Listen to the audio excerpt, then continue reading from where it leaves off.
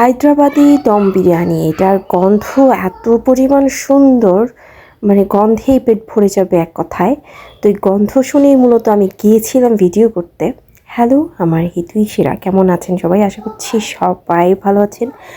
আজকে আরেকটা নতুন ভিডিওতে আপনাদের স্বাগতম। এই দেখছেন ম্যারিনেট করা, এটা এত পরিমাণ জোস লাগছিল দেখতে যে আমি গিয়ে ভিডিও করছিলাম। আমি আমার মামা শ্বশুরের বাড়ি গিয়েছিলাম, সেখানে দেখলাম আমার মামের শাশুড়ি আমার মেয়ের জন্য এরকম বিরিয়ানি রান্না করছে। তো ম্যারিনেট করার পর আমি পৌঁছে গিয়েছিলাম।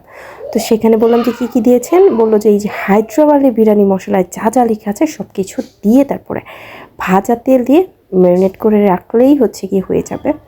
এখানে ব্রয়লার মুরগি ব্যবহার করা হয়েছে, কারণ গিয়ে যদি কি বলে মাটন অথবা অন্য কোনো মাংস দেওয়া যায় তাহলে গিয়ে একটু কষিয়ে নিতে হবে, কিন্তু এই ক্ষেত্রে কোনো কষানোর প্রয়োজন নেই। আর এখানে বাসমতি চালটা দেওয়া হয়েছে, এই কি নাম, অ্যারোমাটা ব্যবহার করেছেন।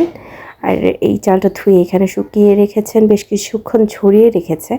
তারপরে যেটা আবারও ধনেপাতা ও পুদিনা পাতা দিয়ে কিছুক্ষণ রেখে দিল। তারপরে গিয়ে এখানে চালটা ফুটাতে দিয়েছে, মনে হয় 80% ফুটে যাবে।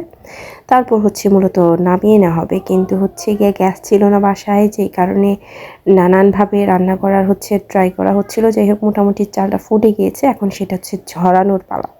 তারপরে খুবই সামান্য একটা পদ্ধতি, এই প্রথমে মাংস দিয়ে দিচ্ছে ম্যারিনেট করা। সেই মাংসটা অনেকক্ষণ ম্যারিনেট করলে মাংসের মধ্যে মশলাপাতি সব যায়, খেতে অনেক বেশি স্বাদ হয়। আর গন্ধটা তো অন্যরকম বের হয়েছিল, তবে এই ক্ষেত্রে নাকি মশলাগুলো একটু বেশি পরিমাণ দিতে হয়।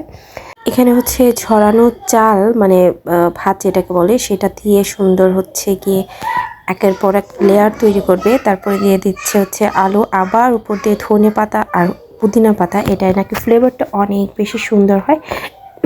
যেহেতু এটার নাম হায়দ্রাবাদি দম বিরিয়ানি, সেই জন্য গিয়ে দমে রাখাটাই মেইন পয়েন্ট। মাংস সিদ্ধ হওয়ার একটা ব্যাপার আছে। তো আরেকটু কি বলে বেরেস্তা ছিটিয়ে দিল। এরপরে গিয়ে দমে রেখে দিলেই এর কারিশমা বের হবে, মানে এত পরিমাণ টেস্ট হয় খেতে।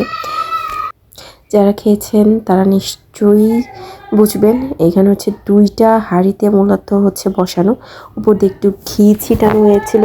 এইটা আবার গিয়ে খুবই অল্প আছে দমে রেখে দেওয়া হলো। আবার আরেকটা হাঁড়ির জন্য তৈরি করা হচ্ছে। এখানে আবার আলু দিয়ে দিচ্ছে, ভাজা আলু।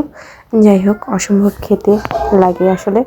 এদিকে কারেন্টও চলে গেল আর রান্নাও হয়ে গেল, আর আমরা খানা পিনার জন্য তৈরি হয়ে গেলাম। যাই হোক, চমৎকার ছিল রান্নাটা। আপনারা যারা যারা খেয়েছেন অবশ্যই একটু কমেন্ট করে জানাবেন। ধন্যবাদ।